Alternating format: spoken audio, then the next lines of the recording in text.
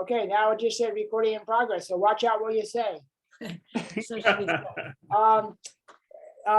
Jay, we usually start with a prayer, so Yeah, let's do that. prayer, and then I'll introduce you, and then you're gonna be taking it away. Okay. Okay. So let's just all pause and center ourselves.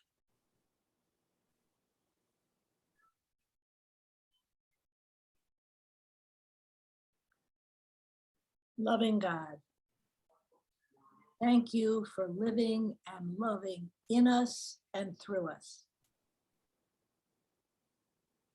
May all that we do flow from our deep connection with you and with all of creation.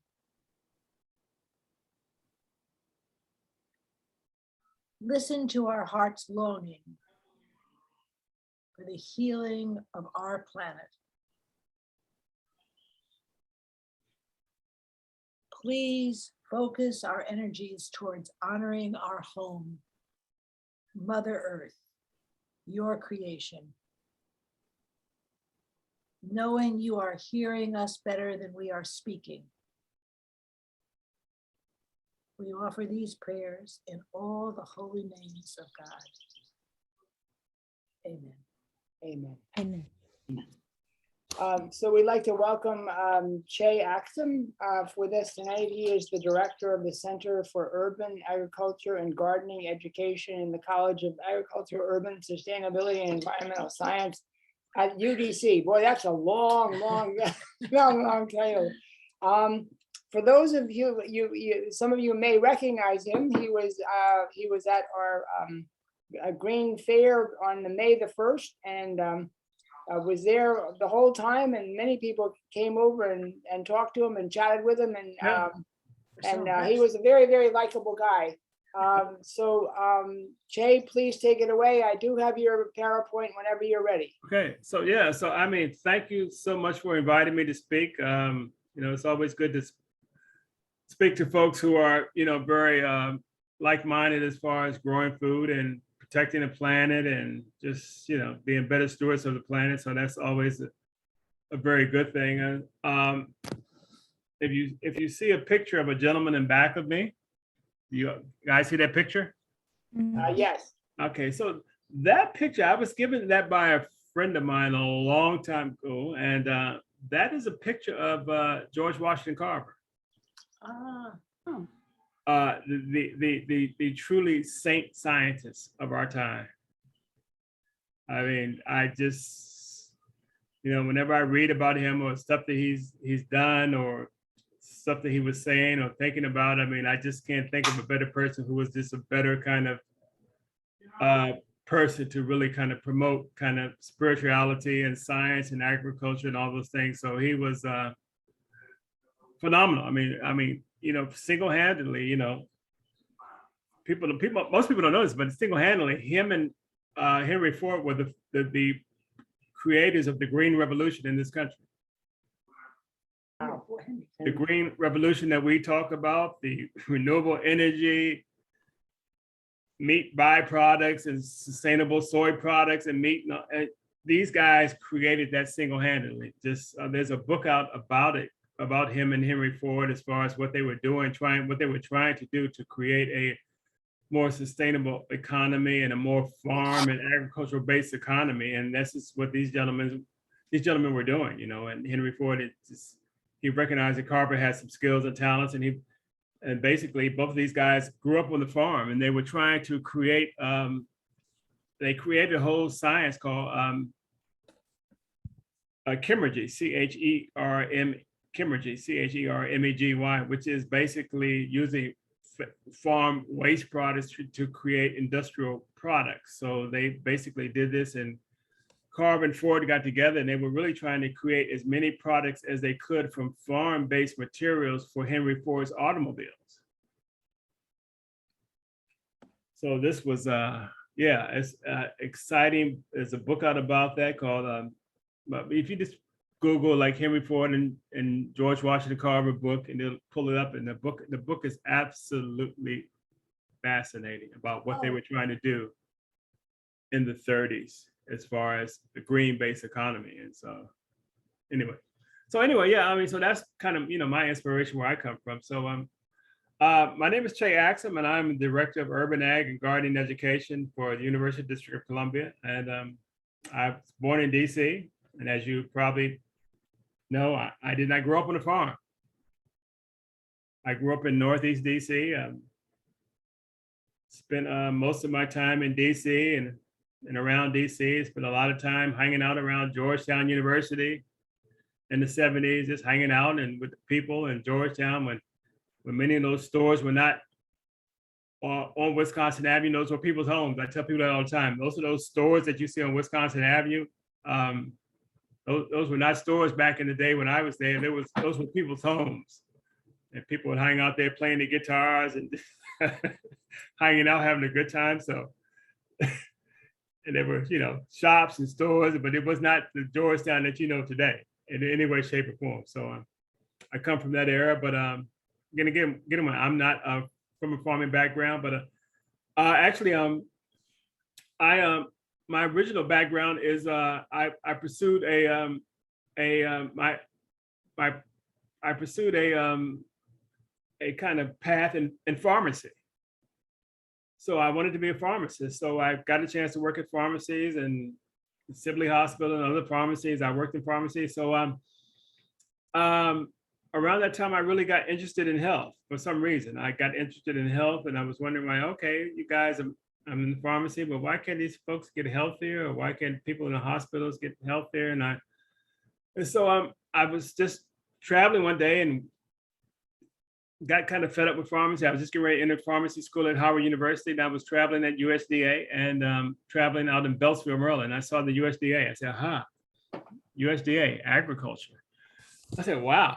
I said, I knew two things. One thing was I had taken too many science courses, chemistry, biology, and all those courses to really let those go to waste, like a lot of my friends did who took those courses and did not go in that direction.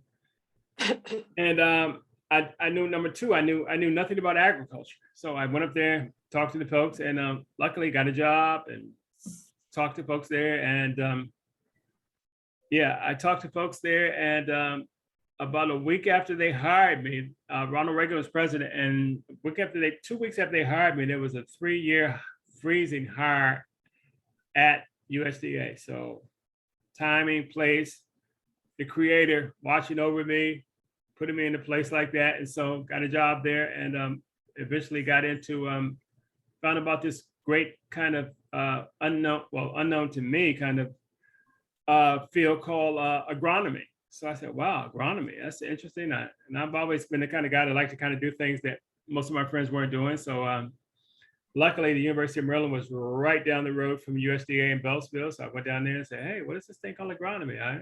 It's interesting. So went back got enrolled in there and got a degree in agronomy, and never looked back since. But realized this, and it was, the path that's not taken the most sometimes is the path that you should take. So took the path toward pharmacy, which is not pharmacy, which traditionally spelled, but it was FARMACY, pharmacy. The farm. The farm is where health starts at. Oh. The farm is where true health starts at. That's where it all starts at. Spiritually, that's where it starts at. I tell people all the time, I say, look, the two most important parts in the Bible are two most important places in the Bible as far as me are the Garden of Eden, where creation starts. I think you guys would agree on that. And what is the second most important place in the Bible? Well, if you're thinking about it, don't rack your brains. I'm gonna tell you what it is. It is the Garden of Gethsemane, where the resurrection occurs. Both of these places, both of these phenomenal kind of events happen in a what? In a garden. So that tells you something right there. Gardens are a special place. And I tell people all the time, I say that book that you carry to church every Sunday, or you read, or you have it open on your table, or you have it open in your office, that is an agricultural textbook. If you can read it correctly, that means everything about agriculture is in that book, but you got to know how to read it and decipher it and dissect it. But I mean, tillage, seed planting, harvesting, cover crops, composting. I mean, all that stuff is really in the Bible. I mean, there's an excellent book I've gotten. I've held it very close to me for the past couple of years. It's called Farming and Gardening in the Bible. If you get that book and you read it, you will be in that book. I tell you, you'll be reading that book from now to the end of the year. I mean, it's just, it talks about farming and gardening in the Bible. Everything about farming, everything about gardening is kind of distilled in that book about you know what it is. And that book is an agricultural textbook. It's also a very spiritual book, but it's an agricultural textbook. A wonderful agricultural textbook with everything about farming and gardening that you will ever, you know, want to know and read about and enjoy the different prophecies and biblical prophets and people like that who are farming enthusiasts and everything like that is in that book. It's in that book. So I guess, you know, that leads me to working at the university, working at the University of DC. And so I'll say a little bit about University of DC. University of DC is an interesting place. It is a land grant institution. I'll talk a little bit about that, but land grant institutions start about in the about 1863, 4, when they start, you know, when Abraham Lincoln started it, him and some other very smart folks in the country devised some places where people could gain some agricultural knowledge. And they started these universities up and these land grant institutions up, which dealt with training people for agriculture and this agricultural knowledge. So UDC is a land grant institution. University of Maryland, where I went to school, is a land grant institution. Cornell is a land, Penn State, Delaware, University of Delaware, Delaware State. Some HBCUs, historically Black universities, are land grant institutions. But there are a lot of these around the country which really specialize in presenting, you know, agricultural knowledge and expertise in teaching people these skills. So that's pretty much my background and where I come from as far as what I do, why I do what I'm doing, and kind of here to kind of, you know, kind of promote that kind of knowledge to folks because, you know, I mean, I feel like I've been given a special kind of, you know, calling, ministry, if you will, to kind of, you know, keep that knowledge going and present it to folks, and maybe they can carry it on, you know, in the years after I'm here or gone or whatever. I mean, that's, you know, I feel that's my mission and that's my ministry, and I enjoy it. I couldn't think of a better. I mean, it's just, you know, it's so enjoyable. My office is the farm. My office is, you know, at the farm. At UDC, we have a 143-acre farm in Beltsville, Maryland, and I was there today. And actually, we were planting popcorn today. And it's not like the popcorn that comes in the bag that you microwave. Trust me, popcorn that we grow is delectable. And we got a 143-acre farm. We got a lot of things out there, popcorn, and another crop that I've fallen in love with, really, we grow a lot of rice. And we grow rice, and we kind of grow it in a very novel and different way. We don't use flooded paddies or anything like that. We grow it very novelly and grow it in a way that benefits the planet and environment. And I can tell you this, that the rice is dangerously addictive. If you shouldn't be eating rice, you don't want to taste this rice because it gives you a whole new experience about flavor, texture, you know, aroma, everything. It's just totally different experience.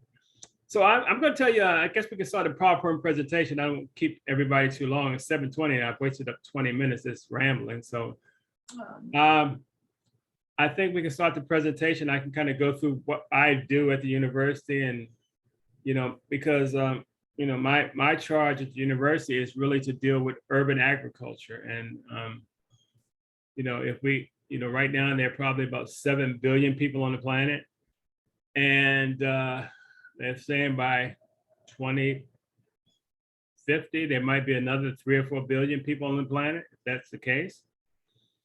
And I tell people all the time, I say, right now, it sounds strange, but we grow enough food on this planet really to feed everybody. There should be nobody on this planet that is hungry. We grow enough food. But a lot of the food is spoiled in storage. A lot of it's spoiled in transportation. And because we're growing a lot of crops now, which are used for biofuels, like grain crops, we're using that for corn and other grain crops, we're using that for biofuels and things like that. So it's a possibility if we don't start growing more food by the time 2050 gets here, we might not have enough food to feed people on the planet unless we start thinking about growing food in different ways, growing food which is in different environmentally kind of safe ways. And we really have some challenges coming before us.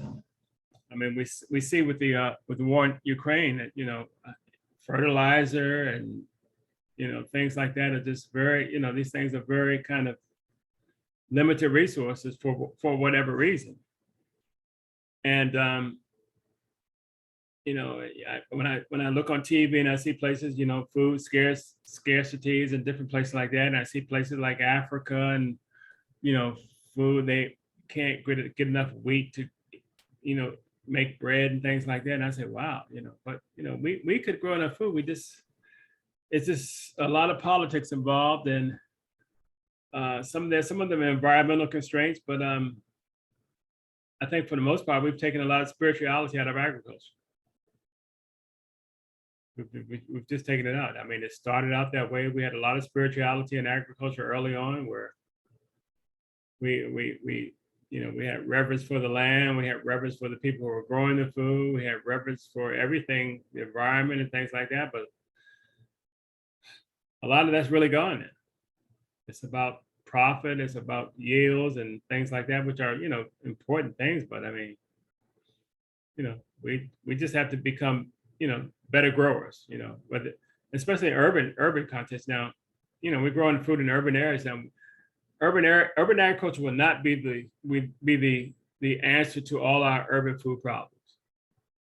We will have to still get food from rural areas and places like that. But I mean, we have not even really kind of maxed out our urban food production. We grow some food in urban areas, but we could grow it a lot better, and we could grow it differently the way we're growing. I have a very good friend of mine, a gentleman by the name of John Jevons, Jeavons. Write that name down. He is the leader and kind of person as far as an organization called Ecology Action. He's in a very wonderful place called Willits, Willits, Willits, California. And he has a very good program which he shows people how to grow food, maximum production, grow how much food you can grow in maximum areas, and growing a complete vegan diet in a certain area of space, and growing those crops which can be conducive to nutritional food security in urban areas. So yeah, he's a guy you really want to. That's my guy who I talk to on a normal basis, and he is a guy. I mean, I teach some of the courses that he has kind of recommended and kind of devised and kind of things like that. But I mean, I think everybody should be using his methods of growing food, and they're called bio-intensive production. And actually, that is the main kind of course that a colleague of his, Steve Moore from North Carolina, teaches folks going to the Peace Corps to grow food in other countries, which shows people how to grow food with very little energy inputs, whether it be tools or machines and things like that. So these folks, these two names are folks you need to know. So do we want to start the presentation now? Sure, I'll click it on right now. Okay, so yeah. Oh yeah, and not gonna read all of this to you guys, but I mean, so I'll just kind of go through these things. So we can go to the next slide. So I mean, so that thing about it is like, urban agriculture, can it feed the planet and help the planet? I mean, the answer is, of course, it can. But it has to be done in a special way. It has to be done in a kind of environmental friendly way, a way that enhances the environment when you're growing food and doesn't take away resources from the environment and adds resources to the environment. And so I'm going to just take you on a little journey about that. And first, I guess I'll talk a little bit about the DC Urban Farming and Food Security Act of 2014. So this was an act that, people are talking about this, but it's just, as in most things are just slow happening and things happen at their own pace. But in DC, they have a bill now. I mean, it's active now that, say, if you have a neighbor or somebody in your yard or your area, in your street, who has a vacant plot next to a house, whoever owns that plot can lease that plot to a person who would like to grow food there. And so that would give them somewhat of a tax break on that land, and that person could grow food on that land and create a small business and produce more food for the community. That's a win-win situation because we got a lot of those urban lots in DC. I see them all the time, but this is a kind of things where people can grow food if they choose to do so. But this process or system is available. It is, people are doing this. You just need to maneuver through the ways to really kind of do this. Okay, next slide. Okay, so yeah, this talks a little bit more about the slide, a bit about the process of how you do it, but this is something that is ongoing, and so I guess it's a little probably a lot of folks don't know about this, that it is available, but it is available. Next slide.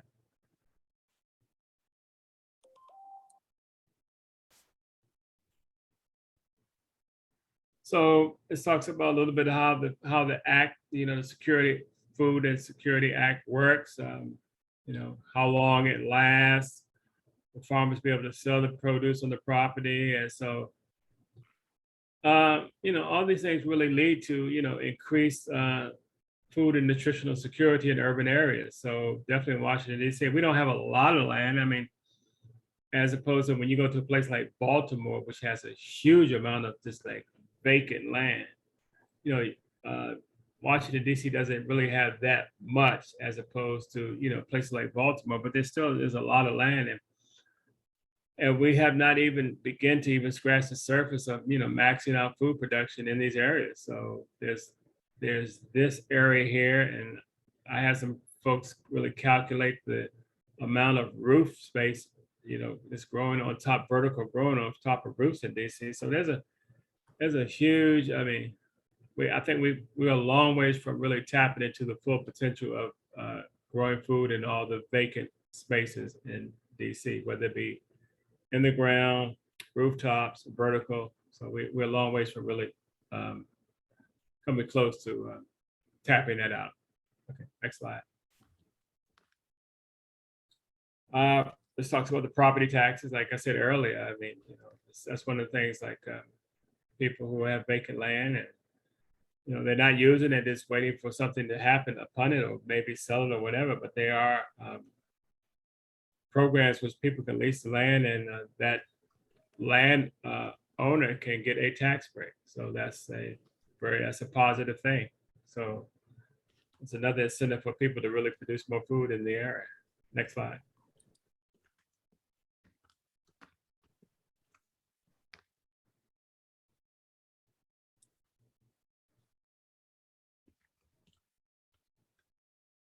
So I guess this is just more about eligibility. How do you become eligible for these kind of tax abatements if you have someone if you have land or you have someone who knows land to want to really produce food in these areas, I mean, there are a lot of different kind of mechanisms for people to do this now. In the past, this was not the case. I guess in the in the early 2000, 2, 3, 4, 5, 6, 7, this is really not the case, but it has come to be a point where this is something that people are talking about, and the people who you would talk to this about would be the DC Department of the Environment, DOEE. DC, yeah, they're the ones that really kind of monitor this and kind of see that this is done correctly. All right, next slide.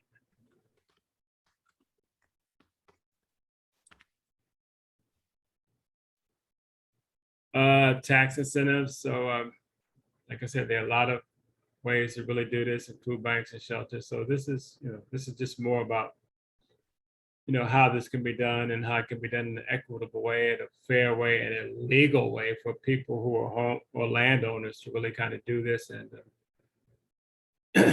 make this a win-win situation for the food producer and for the landowner. Okay, next slide.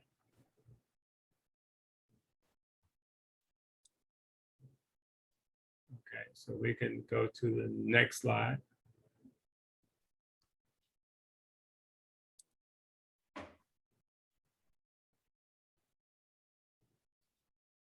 Okay, in the monitoring this process of more about the processing of how these incentives would monitor, but there's a whole kind of structure really to monitor this and make it doable for both parties, the grower and also the landowner. All right, next slide.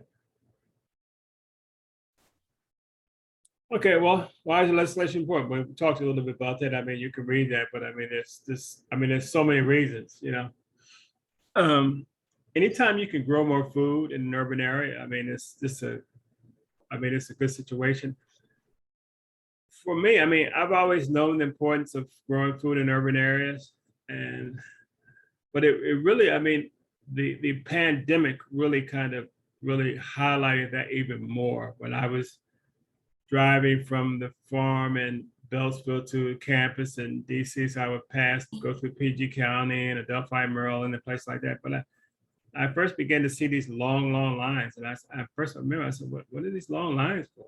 And then I came to realize that these long lines were for people needing food security, food assistance. I mean,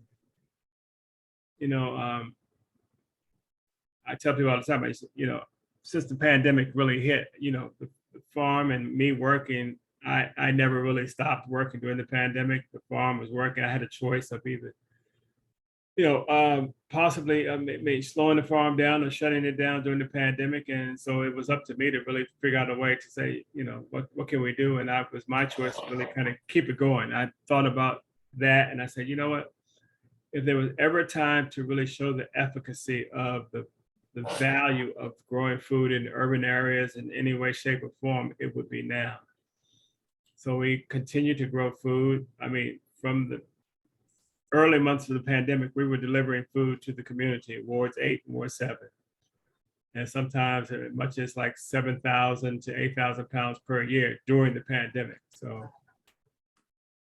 I thought about that and I said, well, you know what, this is a good time, and there's no need to shut the farm down. And so we just tried to maneuver and pivot in ways we did differently. So we delivered a lot of food to different nonprofits. So DC Central Kitchen got a lot of our food during the pandemic. There was a place, a church in called Jones Memorial Baptist Church in Ward 7. They got a lot of the food. Martha's Table got a lot of the food during the pandemic. So we just kind of kept it moving. So it was good. It was good to see that, and it was just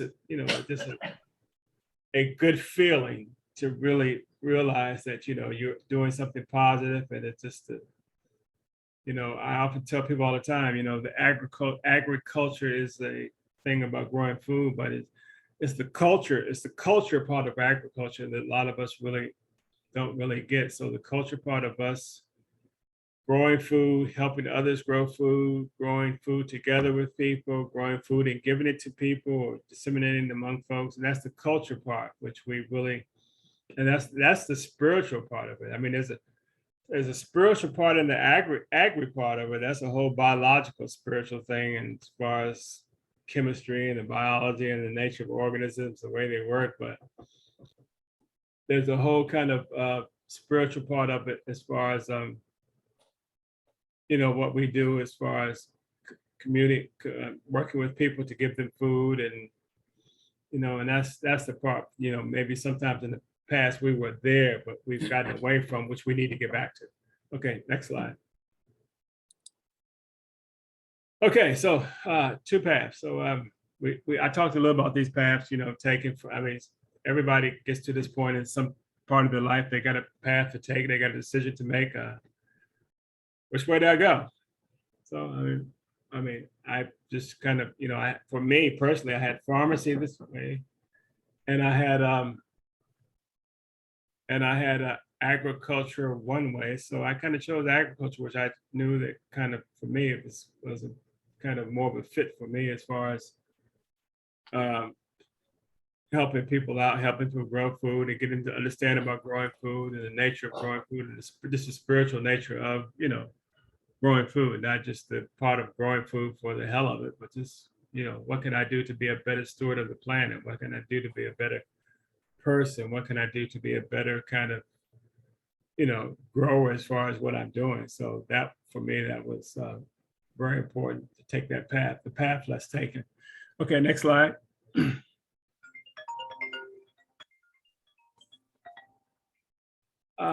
So yeah, we talked about this earlier. I mean, I did this slide versus 2015. So 7 billion reasons, 7 billion people on the planet now. 2050, we might have 9 billion people or 10 maybe. So we got to find different ways to grow food. So on the left-hand side, you see a lot of urban agriculture, which is growing on rooftops, and there's all these other kind of really kind of cool things, ways to grow food. But we need to find other ways to grow food. So on the right, you'll see some systems which are aquaponic systems. So basically aquaponics, there's aquaponics and there's hydroponics.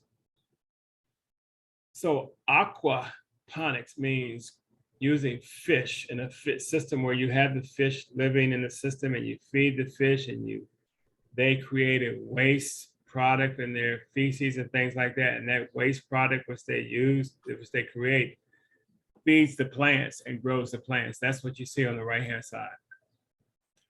Hydroponics is just basically the system without the fish. So you have water in those tanks without fish, and I'm going to put a liquid or soluble fertilizer in that water, and that water will feed the plants.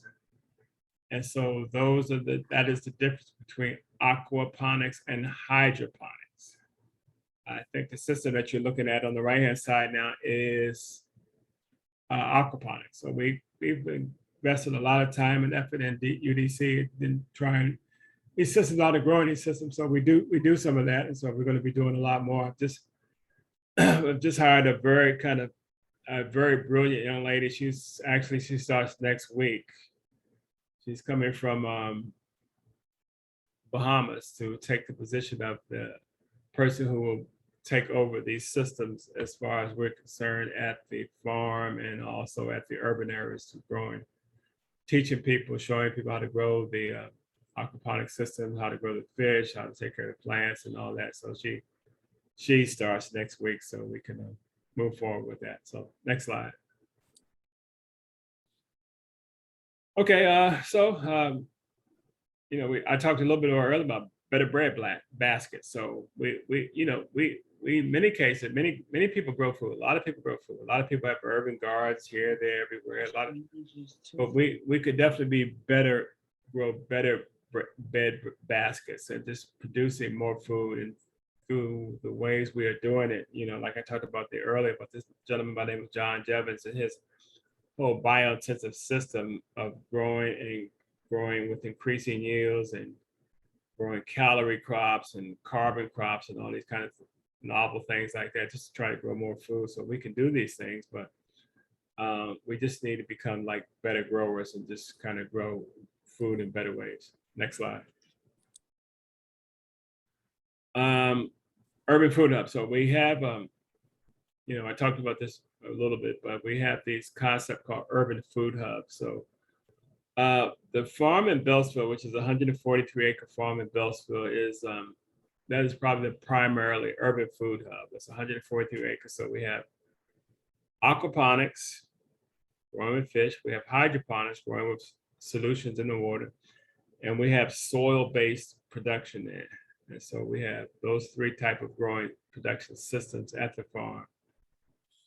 And that is probably the primary food hub. We have food hubs throughout the city. So another food hub we have is really not too far from you guys, which would be on campus. It would be on Connecticut Avenue. There's a aquaponics, hydroponics, and actually UDC has a 40,000 square foot green roof, which produces food.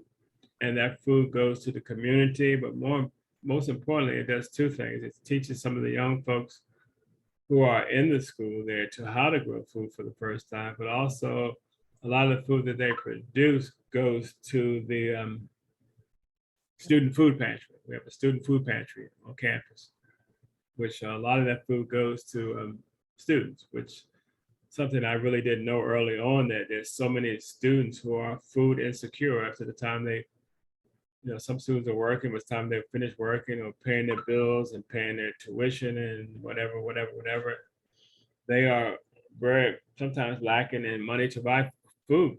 So we have that capacity on our green roof, which is a 40,000 square foot green roof on campus, which produces food, soil-based, and also there's a hydroponic system in the greenhouse there, and also we also have aquaponics on campus too. So these are all kind of learning STEM experiences for students to really kind of leave the school with a better experience.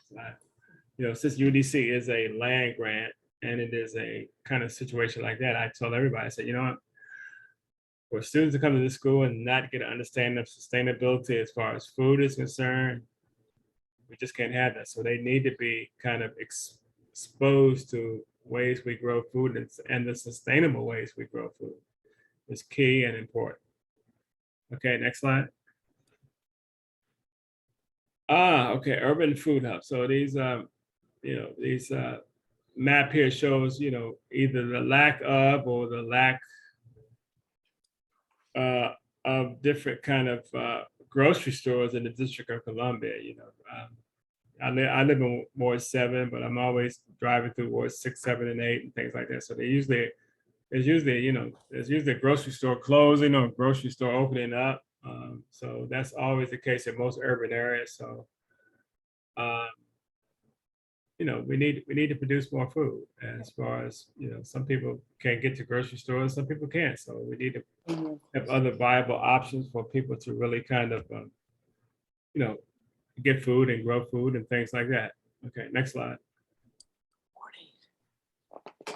And this is a picture about one of our earlier kind of aquaponic systems. So you see those people there, they were fishing those tanks. So the fish waste and water would go into those troughs in front of you, and those troughs would feed nutrients to the plants. So we've had a few different generations of these systems. So this was probably one of the earlier generations of these systems, which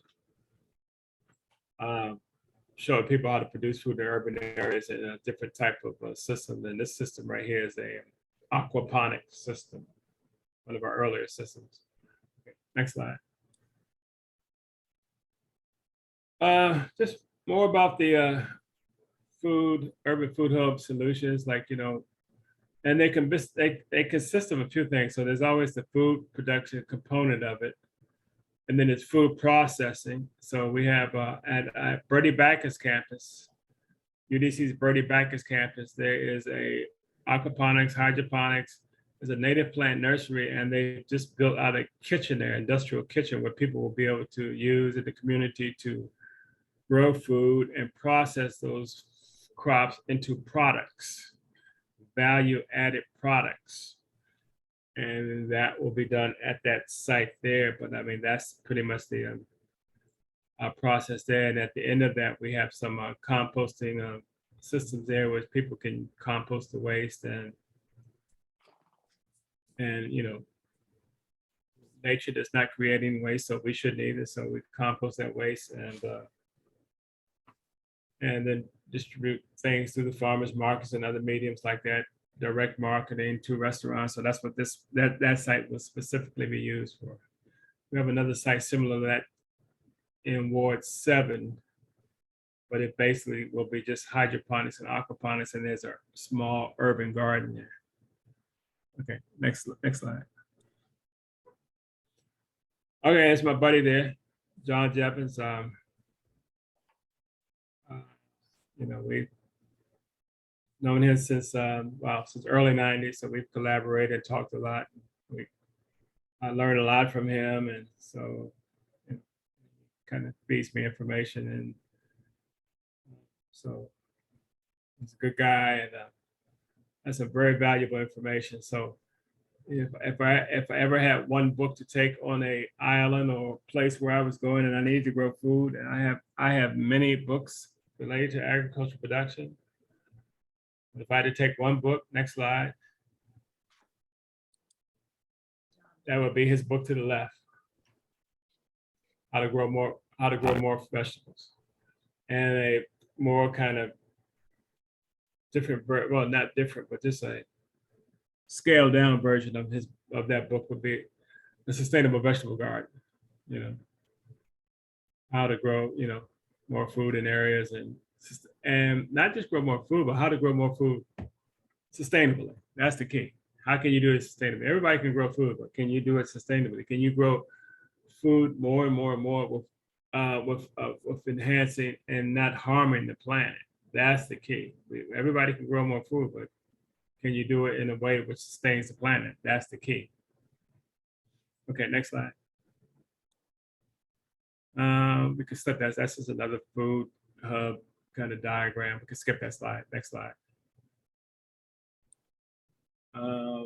That is some of our folks at UDC as far as the chefs showing people how to really prepare some of the foods that they cook. It's always a problem sometimes. It's people grow stuff, but they don't know how to really utilize it. So we have that aspect of the university. We have a chef there which shows people how to kind of prepare these things in, you know, healthy ways and ways that taste good. So next slide. Let's go next slide. Okay, so you know, we talked about urban agriculture. I mean, a long time ago, urban agriculture used to be an oxymoron. People thought, well, urban agriculture, they don't really go together. But I think now people pretty much get it as far as urban agriculture is concerned. So there's so much to it. But and I tell people all the time, you know, look, you know, there's a lot of, sometimes, you know, you gotta go to these conferences where you got these rural farmers and people from Iowa, places like that, and they kind of feel like, you know, there's a competition between urban agriculture and rural agriculture. I say, look, it is not a competition, it's a mission. You do what you do, and I'll do what you do, and we'll just feed people as best we can. That's what we need to do. It's not a competition. It is not a competition. It's about producing the most food that you can and enhancing the planet and saving the planet while you're growing the food, and, you know, helping people out to feed people. It's, you know, it's not about urban or rural or competition between the both. It's just, you know, it's not about that. Okay, next slide. Okay, that is, we can skip that.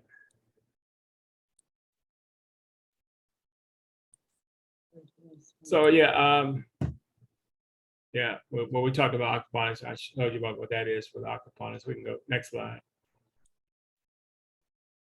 This is just a diagram of the aquaponics system. There's, you know, I mean, there's some bells and whistles that we've added to it, you know, like some electronics and things like that to let you know when the water is low, or UV filters to clean the water. But I tell people all the time, I say aquaponics is the concept is about 3,500 years old. So, in my research, when I was, writing my book that I'm kind of working on the origins of urban agriculture, you find that urban agriculture was, aquaponics was basically something that the Egyptians did, and most of their temples and buildings that they would always have a pool of water with fish in it, with plants around it, and they would let the fish swim in the pool, and they would dip the water out from the pool, water the plants. Aquaponics without bells and whistles. So it's not a new concept. We've just added some new things that probably make it better, but that's what it is. Okay, next slide. So, of course, you see the economic, social, carbon footprint. Definitely the carbon footprint is the one thing that you want to try to work on.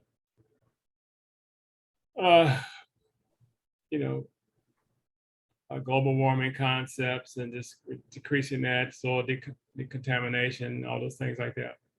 All those things that you can do if you think about things from a probably environmental kind of standpoint to make the planet a better place and a healthier place. And you're doing a benefit to the planet if you think about it in these terms and you look at it and you plan in these terms here that we're saying. Okay. Next slide. Just places where international research and all people all over the world are doing this now. I mean, everybody is just. I must admit, when I first started UDC in probably 2013, I didn't hear a lot. I mean, I heard some things about urban agriculture and things like that, and research, but it wasn't a lot. But now there's just a proliferation of that, the studies and research, and people are trying to figure out ways to do it, how to do it better. But there's a lot of information about urban and peri-urban. When I say peri-urban, that means like not quite urban and not quite rural, but right in between those two places right there. But a lot of people really kind of figuring it out and just going gangbusters as far as trying to figure out how we're going to feed the planet in 2050. Okay, next slide. Sustainable food development, just those things.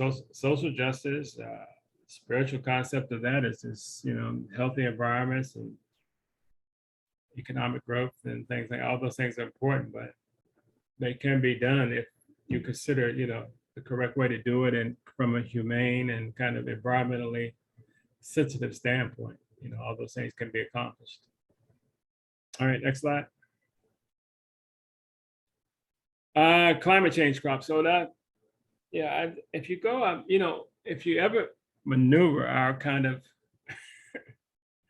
labyrinth of our website at UDC, there is I've done a fact sheet on urban agriculture and climate change, which talks about urban agriculture, climate change, what's going on, how we can really address it, things like that. But I talk about some of the reasons and some of the things we look for as far as the climate change is concerned.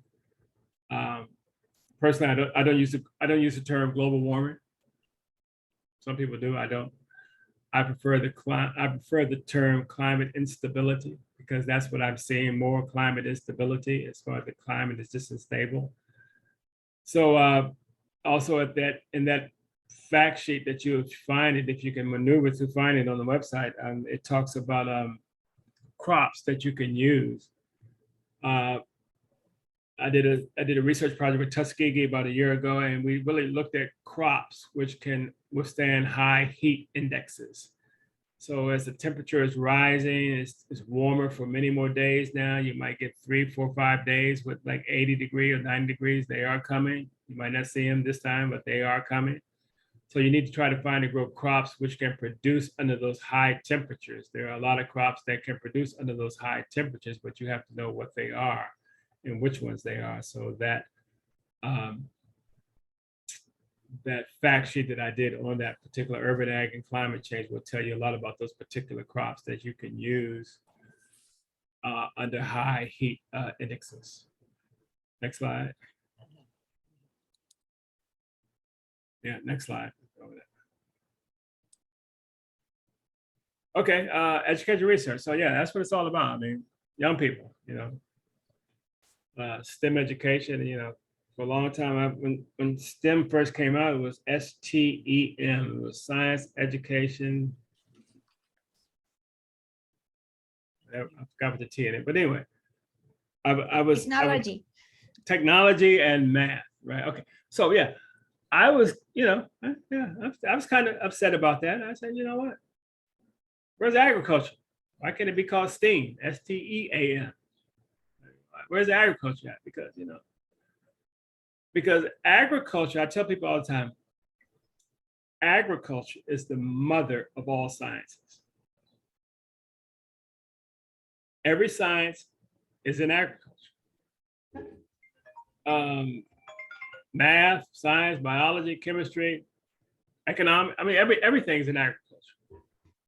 So I was kind of, but now people are coming to understand that, okay, we need agriculture in there because we're losing knowledge about agriculture and young folks are not getting any knowledge about food production, the food systems.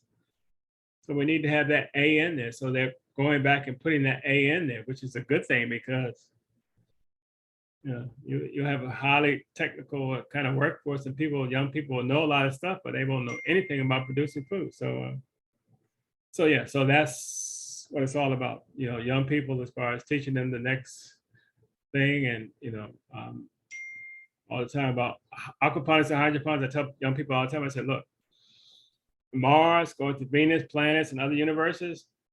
People will be the way they're going to grow food going to these places will be aquaponics and hydroponics.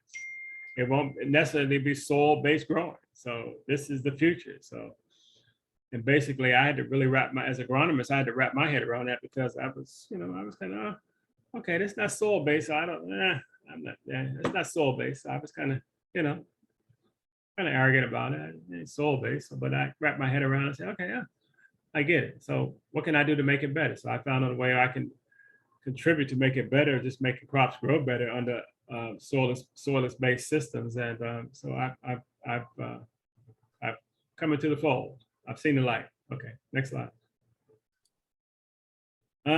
Yeah, just some vegetables and stuff like, university is sold to, we used to sell a lot of crops to the Hay Adams when I first got there.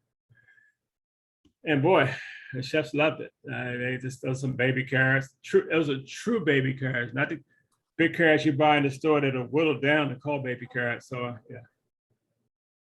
So that was that. Okay. So can I take a 2-minute break and put my charge in my computer so it won't black out on us? And Sure. would that be okay?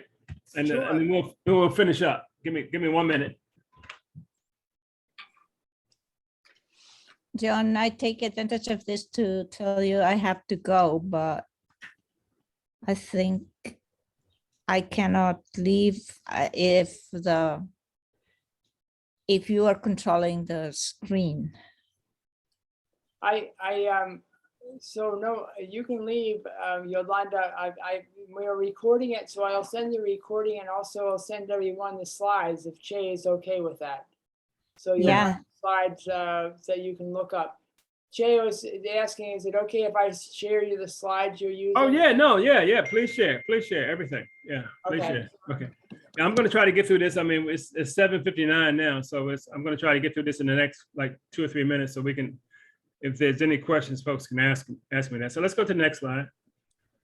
And we might skip through a lot of these slides. So let's just I'll let you read that. And let's go to the next slide.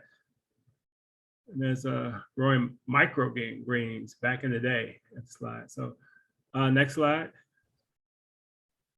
Okay, so the final frontier. So we're going to talk about that, and let's go down to 2 more slides after that. Yeah, that's the slide I want. Okay, so my specialty and what I'm really interested in is just not growing more food, but growing better food. How do you grow a better tomato? How do you grow a more nutritious carrot? How do you grow a more nutritious broccoli plant? So that's what I really am working on. That's what my specialty is, like crop nutrient management, as far as what we can do to grow better crops. And that's what interests me and makes me happy about doing what I do every day. Next slide. Some of the tools I really use to look at nutrient density and refractometers. That's another program. Next slide. Let's go to that. Let's go one more slide down. So that's my slide before that. Yeah, the bricks chart. So the bricks chart is just a way to really look at the soluble solids in crops. And you can tell crops, you know, you don't have to have a huge laboratory to really tell the nutrient density of your crops. I mean, if you have that refractometer, some other stuff, tools like that, this is the thing right here. Basically, you juice say you got blueberries and you squeeze the blueberries and you take the juice out and you put it on the refractometer and you go to the fruit that says blueberries. And if you go up there and you see, well, blueberries, if it gives you an index of 8, that means it's poor. If it gives you 12, that means it's average. If your index gives you 14 to 18, that means you got a good blueberry. So it's not really hard to determine. I wouldn't advise you taking this into the store when you're buying crops, food. I did it once though. I did do it once, but it was late in the evening. Nobody was there at the store, but I mean, you can do it. But I mean, you know, when you look at it, I mean, it's, you know, yeah, the people in the store, I mean, they don't really care about nutrient density. So I mean, for me, that was important. So anyway, next slide. But that's just that's another day and another lecture. That's the book I was telling you about. Okay, so that's the book about George Washington Carver, and you know, this a utterly fascinating book. You know, I had to do a lecture on that one time, and so I did a lecture, and I read the book first, and I said, wow. So yeah, I mean,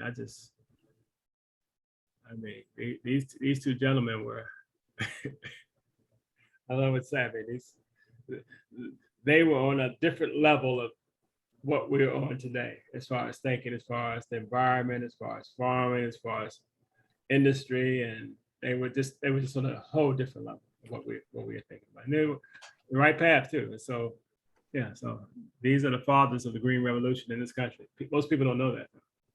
Yeah. All right, next slide. Okay, so that's it. So that's me early on, probably circa 19, wait a minute. Yeah, 1994, 97, somewhere around that time. Just growing food and selling to restaurants, and you know, having a good time. And so question time. Oh, first of all, I get you. Yeah, question time. Are there any questions? Ask me anything. I hope I can answer it, but I mean. Yes. Sure. Is this being used in the Caribbean small island nations? Not really.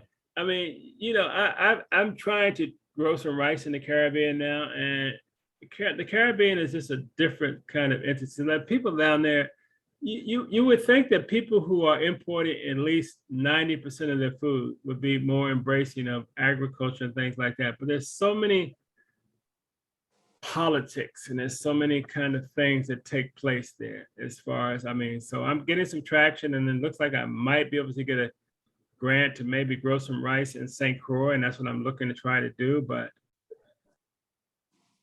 I found, you know, just talking to people from the Caribbean and going to the Caribbean and talking to folks for a long time, you have some folks down there who really want to not import a lot of food. Then you have some folks down there who are really okay with importing food because that's what they get paid to do. This is what it is. So I think it's coming. But I tell people in the Caribbean all the time, I said, the way we can really get around this, I mean, you got some people who might not want you to import the food the way you need to, but thank God for the science. So if you got broccoli coming in and you can grow some broccoli, I'd say take it to the test, put those both to the stage and take it to the stage and test them and see which one is the most nutrient dense. And I'm sure if you can show that your crop that you grew on the plant on the island is more nutrient dense than the one they're importing, then I'll let the people decide, and whoever decide which ones you want to eat. That's not my job. I'm just going to show you how to do it. Thank you. And so that's the dilemma, but it is doable. But you know, like I said, they import, most islands import at least 85 to 90% of the food, which is frightening. It is. And very expensive for the population Oh, too. no, yeah, most people can't afford, yeah. I mean, you know, you're talking about $3 or $4 for a loaf of bread, you know, it's insane. Ellen, did you have a question? Thank you. It sounds like in the earlier days, but I'm sure there's much more to the story, that you were selling to restaurants and Yeah. then now you're talking more about food banks. And so Well- has there been that shift? And I'm wondering, like, how does this, I mean, I'm a DC resident, I'm happy for I'd love that my tax dollars are going to this program, but how does this program work in terms of the? Well, you know, it works this way because, you know, when I first got there, we were kind of like, it was kind of like the Wild Wild West. I mean, we probably shouldn't have been selling to restaurants, but they kind of turned a blind eye and let us sell to the restaurants at that time. So, but we've been trying to really, I gave up on really trying to push that process forward as far as us selling, because there's something in the DC regulations or UDC's regulations, there's something in there for us not to be able to sell for restaurants or hotels or anything. We can give food away, but it was Okay. something about selling. And so we had the law school, we had people all over the university just scouring the laws and regulations. So some people say, oh yeah, you can sell food. Some people say, oh no, you can't sell food. I mean, they went back and forth. Well, you know, I just decided, I said, you know what? Let me grow the food and give it away to the people. Well, it sounds like, I mean, it's a win-win for your students It is. and the people who are getting the food. So if you Ah. just look at that exchange, Oh, yeah. And but then there's somewhere there needs to be modeling, and I'm sure you all do this, of how do you become a commercial farmer? You know, Well- how do you make this viable for yeah, yourself as, you know, as a way of making Well- a living? Yeah. I think we start in this way. So last year, Mom's Organic signed a memorandum of agreement or MOU with the university. So there will be a Mom's Organic. Are you familiar with them? Sure. They will be opening up a store on campus somewhere. Oh, Great. So once that opens up, they've asked us now to try to move the farm in the direction of getting certified organic. So I guess their plan is to sell at some time in the near future, to sell some of this organic produce that we grow on the farm to Mom's Organic. I welcome that. I'll be happy to see it. And I will just grow the food so that that can be done. And that will be my part that I play in it. And they will buy it and it will be a I- commercial. I hope they do. My Someone job else is, is handling the business of it. my Okay. my job is to get a good product and put that product on the table and say, hey, this is it. But I'm going back to the farm to grow the food. I don't want to deal with the economics or the politics of it. I'm an Gotcha. agronomist. I'm not a. Other questions? Thank you. I have a question. Yeah. Hey, how you doing? Go, Mary Lou. Okay. So who? I have a question. How can we get this now into the elementary schools, especially teaching children how to, little piece of land they could Well, start? you know, and I'm sorry I didn't mention this, but I have a gentleman on my team who deals with youth gardening. So what his job is really to like grow a lot of seedlings and present them to the schools. And with the help of the Master Gardening Program, they've introduced the concept of growing some of these growing food to the students in elementary schools. And I think there's some other groups in the community to help. So our basic job is just to kind of give the technical expertise and grow the seedlings and present that to them. And then they kind of, because we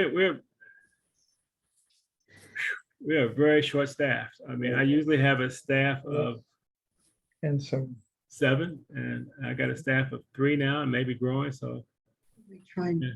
broccoli. a challenge. The deer got. So yeah. So I mean, I hope I answered your question. But that is coming. We do have a person who does that, but we're not leaving the young people out the cold. And I think that also if there's I'd like to be able to see some kind of a booklet for parents for younger children to start growing herbs and that. And they can do that. Yeah. Well, I mean, that's coming. There was, we did have it one time. I mean, many years ago, we haven't had it for a long time. There was a master gardening program, but also I even have a book. I even have a few of the books that I saw. There's a junior master gardening program. And so I'm hoping that in the future that will be re-examined and redeveloped. You know, at the library for Earth Day, and I think it's the Department of Agriculture out in, what's that place? At Cocky's, they got seedlings and a little booklet for kids. So I mean, I think it's coming. I have two questions. One, when you mentioned Egyptian onions as a possibility to grow in your front yard or for us, is that you can just get seeds for Egyptian onions? You would have to probably search for, I mean, yeah, I mean, so yeah, there's a, well, first, I think I might have done a video workshop on perennial vegetables.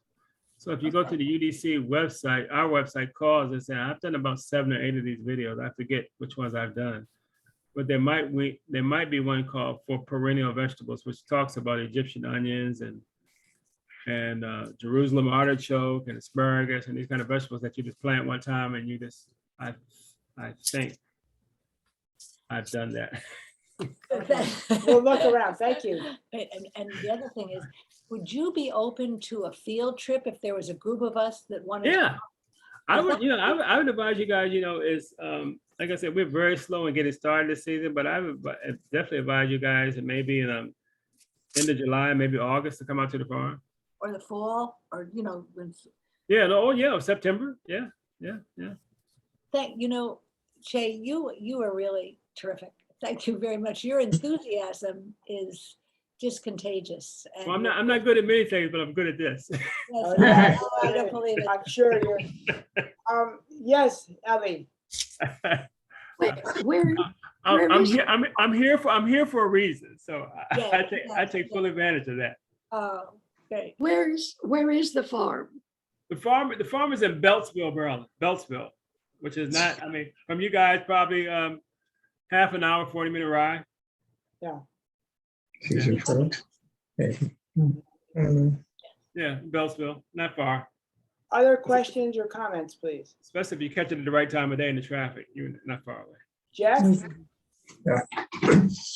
So, hi, Jay. Hey man, how you doing? Good. All right. So for years, I'm one of those people who don't know anything about agriculture. We've been in apartments for years. And my dad, who he was born in the Philippines. He came over and they lived on a farm. So he always had a garden in his backyard. I would always watch him. He tried to get me growing stuff and everything, but I didn't learn very much from it at that time. So we've been in these apartments. Now we're in this house. Okay. And I was reading about how the biggest agricultural product in the US is grass. It's people's lawns. And you look around, you see all this land and all these people with lawns, and they spend all this money taking care of them and everything. And I was thinking, we started trying to grow a garden, and we were growing some crops. We have a little fig tree. We're growing some mint and some raspberries and things. But then here the deer comes in, eats all the figs, and and we're like, and all the stuff that we don't know.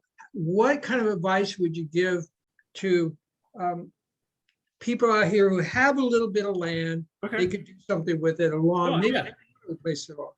Well, interestingly enough, I'm partnering with some guys down in Brandywine, Maryland, and they have a farm down there. So they have a small house on the property. So I'm in the process and kind of behind in doing it, creating a class called Backyard Food Factory. And so this class will really show people basically how to grow food in the backyard, and all this will be raised beds.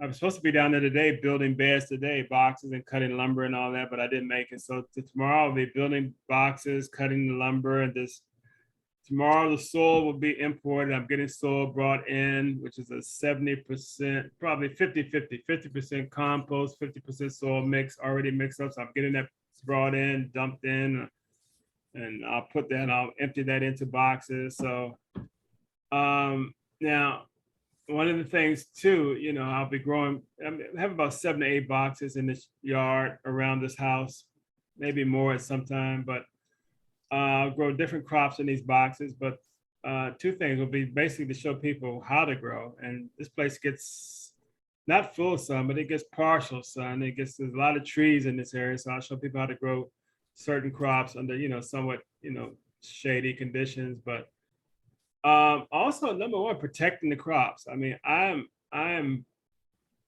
fully kind of the mindset that my time is limited. I'm going to start up seedlings. I'm going to do this. I'm going to do this till I get a crop up, and I'm not going to put it in the ground and let animals take advantage of it.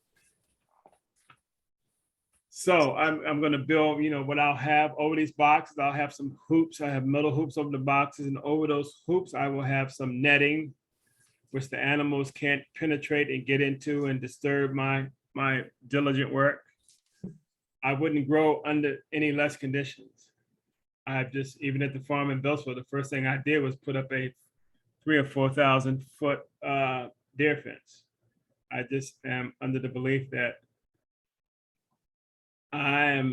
my time is special, and I don't want to spend time putting crops in the ground where animals will eat it. Now, I don't mind feeding animals, and I don't mind. I like animals, but they're just not going to disrupt my pattern as far as growing food for people. So that's what I'm going to do. So I'm going to grow the crops, and for you, there's so many things you can do. The house. I think I know I did this video. I remember this video, but I did a video on food crops that you can grow in the shade. So there are a lot of crops that you can grow, which you think you might need a huge amount of sunlight, which you don't need a huge amount of sunlight. So that is another video workshop I did. And if you go to the causes website, you will see that video there. So I'm going to grow a lot of crops like that. Just might kind of make it easy for folks to grow. I'll be doing some container growing. So people who don't have a lot of space, they can grow in containers. There are a lot of crops that you can grow in containers. You can even grow sweet potatoes in a pot if you grow the right type of sweet potato. There's a bush variety of sweet potato called, I think it's called Ronrico or something like that. But it's a bush variety which grows upright instead of sprawling out. But it's a sweet potato that you can grow in a large pot. There's a lot of crops that you can grow. You can grow corn in a pot. There's so many crops that you can grow. But you just have to know where to look for these crops and buy these specific seeds for these crops. I hope I answered your question. Yeah, thank you. Thank you. Did I answer the question? Partially. Okay. Partially. In terms of the stuff we want to know, there's so much. Yeah. So what specifically can I answer for you?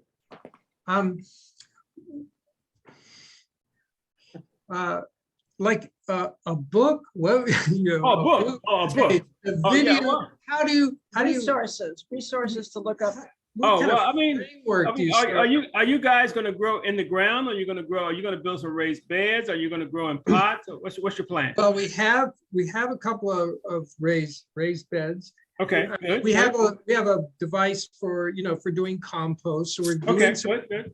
We're a little started. It's just we're still pretty naive, and like where do you? It's so comprehensive. Well, let me ask you this: how big is your raised bed? What's the dimension of your raised bed? Is it 4x8, 5x8, 10x8? What is?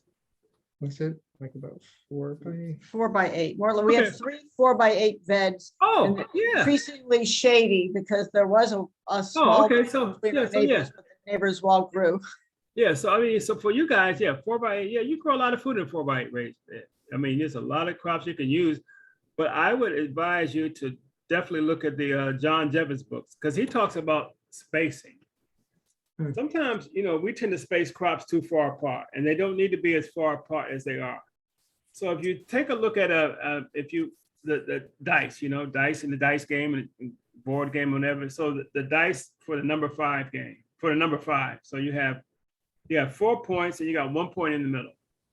That kind of hexagonal planting. So sometimes if you plant the plants on a hexagonal planting, some plants only need to be 6 inches apart. Some plants need to be 10 inches apart. Some plants might need to be 18 inches apart or 20 inches apart. But if you plant on that type of spacing, and that's what the John Jevons books talks about, so you can increase your yields. So I would work on first for you guys increasing your yield. Do you have deer problem or pest problem? But what We do you have a deer problem. We have a deer problem. We've never Okay. eaten a single fig off our tree. Oh, so I mean, I would say, well, the figs you can saw.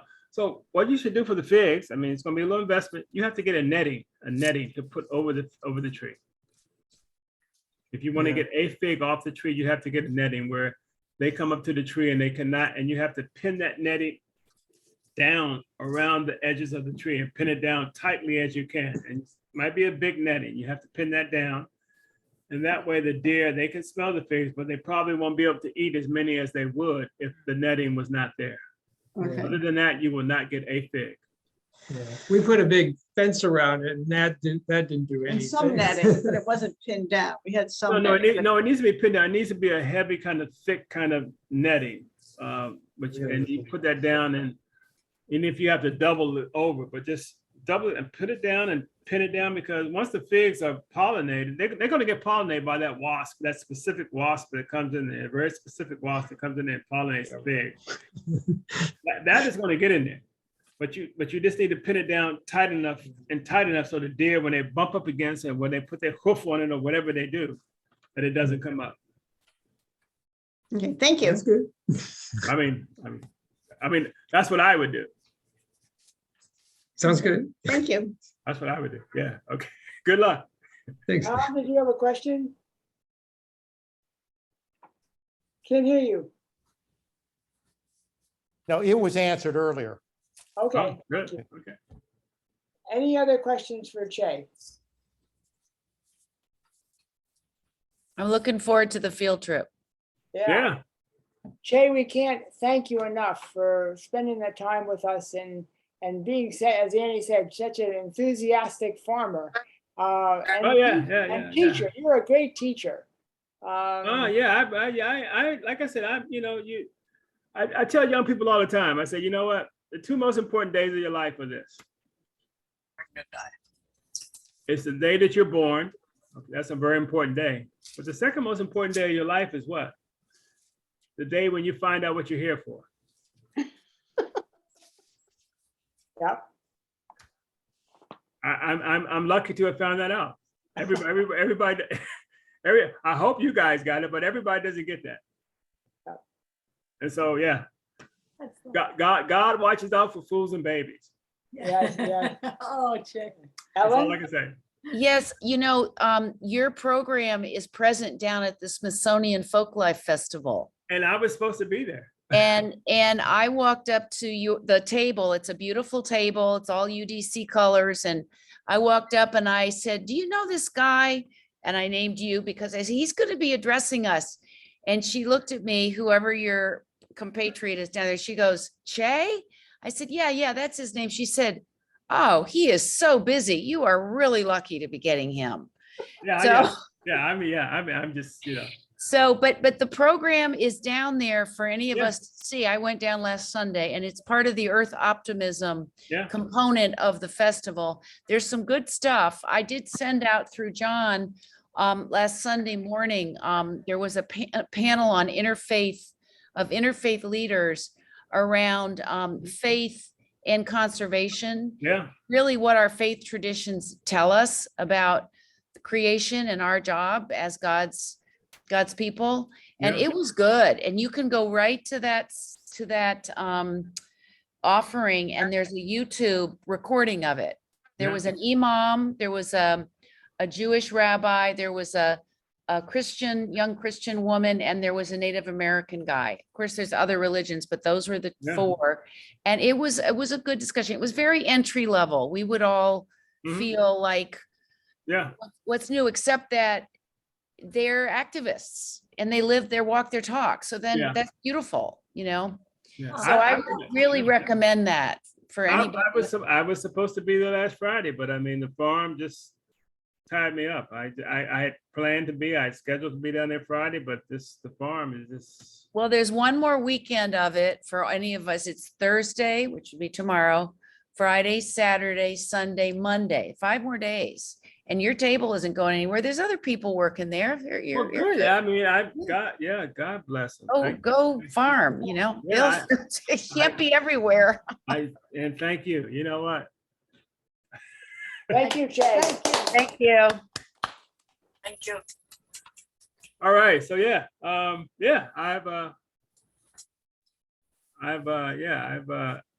determined that, you know, when people come and ask me after the day, can I do any more lectures like this? I'll have to kindly say, you know, I'm not gonna be able to do this until the fall, and that's what it is. Well, that's what it will be. Well, thank you again, Jay, Bless for you, making the Jay. time. Thank you. Thank you very, very much. Good ripples from this. We have many ripples from this. Thank you. Yeah, so yeah. This was All right. wonderful. Thank you. Okay, well, yeah, I hope. Yep, I thanks hope so you much. I hope you tape this and maybe you can share it with folks who couldn't make it, and yeah. Yes, we do. We'll share this plus your slides. Thank you, and we look forward to seeing you again. Yeah, see you at the farm. Yes, amen. All right, thank you. Bye, everyone. All right, right. bye-bye. Thank you, John. and Bye-bye. Ann. And,